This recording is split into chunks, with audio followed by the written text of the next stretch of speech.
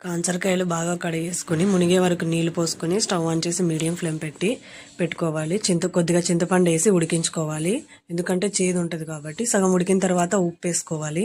ముందే ఉప్పు వేస్తే అవి సరిగ్గా ఉడకవు.